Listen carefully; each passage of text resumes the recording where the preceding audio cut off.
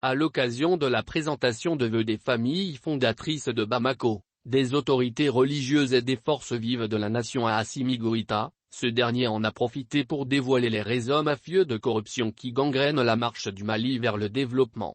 C'était ce dimanche 1er janvier 2023 dans la salle de banquet du palais de Koulouba. Un fait rare chez le président de la transition malienne mais très salutaire pour la suite de la transition. Jamais le président Assimi n'a été aussi volubile que lors de cette rencontre de présentation de vœux. Après avoir salué les actions des autorités, les différents intervenants ont abordé les défis concernant la paix, l'école, l'esclavage par ascendance, la lutte contre la corruption, le projet de constitution et les élections. C'est un président de la transition qui rassure avoir pris bonne note des préoccupations de ses compatriotes. S'il y a un mal qui ronge le plus le Mali et freine son développement, c'est bien la corruption. En matière de corruption, le Mali était devenu, dans ces dernières années, un bel exemple. Depuis leur installation à la tête du pays en août 2020, contre ce mal, le travail des autorités du Mali n'a pas été de tout repos. Parlant de la lutte contre ce fléau, le président Goïta s'est réjoui de la récupération des fonds de l'État.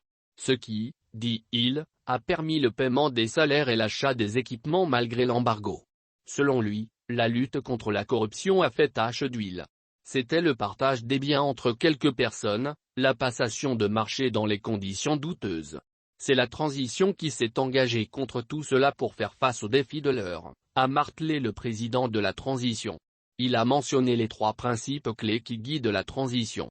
Il s'agit, dit-il, du respect de la souveraineté du Mali, du respect des choix stratégiques et du partenariat opéré par le Mali et la défense des intérêts du peuple malien dans les prises de décision. À noter qu'Assimi sollicite le concours de tous pour la réussite de la transition.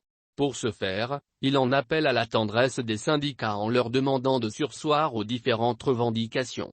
Il reconnaît pour autant que c'est un droit pour les travailleurs mais à l'entendre, le moment ne s'y prête pas.